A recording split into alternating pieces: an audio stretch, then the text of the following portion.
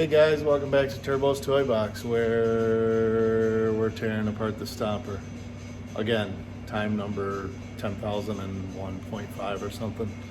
So the rear differential issues that I had at Badlands Off-Road Park has led me to this. Tore the rear axle out of the truck entirely, and yeah, we got some issues. So the first issue, as we're pulling it apart, and it may be very, very hard to tell here, but the splines on this right rear axle shaft are actually twisted. So issue number one of a few. The second issue is, and I don't have it sitting here right now, maybe you can tell just from looking at it, but you can see the flange on the top of the third member from about right here up is bent. If I can get the right angle on it. So as that third member was torquing in the axle housing, it actually bent the third member. It also bent the housing itself. Again, sorry for the mess in here, but maybe as we look down this, you can kind of see it there, but the face of the axle housing is actually bent. So multiply that with some cracks around the leaf spring mounting plates on both sides. And we're just gonna throw that axle housing away and start over with this axle housing.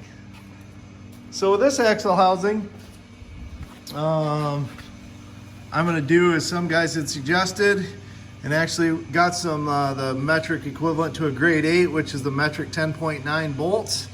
I've got some 30 millimeter bolts that I put in the bottom two and the top two, and then some 35 millimeter bolts just because that's what places had what I could get a hold of. But 35 millimeter bolts for the remaining 6, 3 on each side. And so that way the third member can't physically pull off of the front of the housing again. So we're gonna eliminate that problem by doing that. And then I think, I haven't fully decided yet. I've been looking at like traction bars and different types of things, which I had a traction bar on here at one point before. When I went to Canada, I actually ripped the axle housing wide open where that traction bar was mounted. Again, I mean, these, the axle housings are just sheet metal. They're not super thick on these Toyotas. So I've also done some reading about guys like extending the spring mounting perch on the forward side, the leading side of the axle, to try and eliminate some of that twist.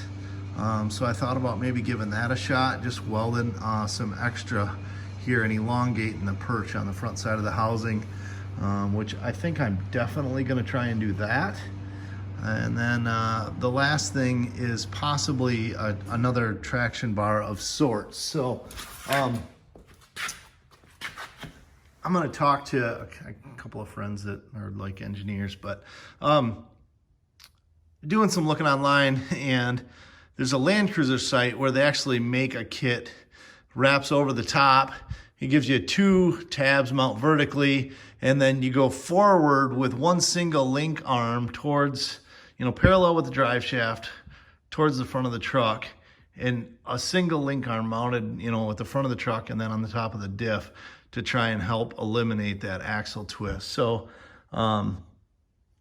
I kind of get the geometry involved. I understand it as far as needing to make sure that the length of the arm corresponds with the arch of the axle movement forward and rearward as it goes up and down. I kind of get the gist of it, but I'm no mathematician. So I'm gonna get somebody involved that's just a little bit smarter than me and see if maybe we can make something like that happen. Also, while we were under here, and if anybody was paying super close attention to my videos, maybe you weren't, maybe you don't care. But the other thing is if you can look, you can see the transmission crossmember that I had made is all bent and twisted up. So especially on the driver's side, I was perched hard up on a rock there. And so the transfer case and transmission is actually like hitting the bottom of the floor of the truck. So you're feeling that in the floorboards, the vibration. So I don't know if we'll get to that this go around. got some guys wanting to go and play back at the Rocks and Valleys Off-Road Park towards the end of the month. So definitely got to get the axle done, and we'll see about the traction bar and or that transfer case mount. So that's what we're up to in the garage today, and just plugging away, trying to get this thing back together so we can have some more fun. Also, if anybody's been watching my Instagram, you may have seen I have another pickup box coming to me from the south. This one is just, I mean, it's falling apart. So if we look inside, we can see the outside, right? Because the holes are getting so big in the floor that I'm literally like losing stuff out of the bed. So I know it's kind of sinful to to just beat another one of these old first gen beds up, but I mean, the cab really isn't in horrible shape, and I really enjoy the truck. So I'm gonna do what I can to try and preserve it a little bit longer. Maybe before we put this bed on, I've even had dirty thoughts of taking a few inches out of the new replacement bed.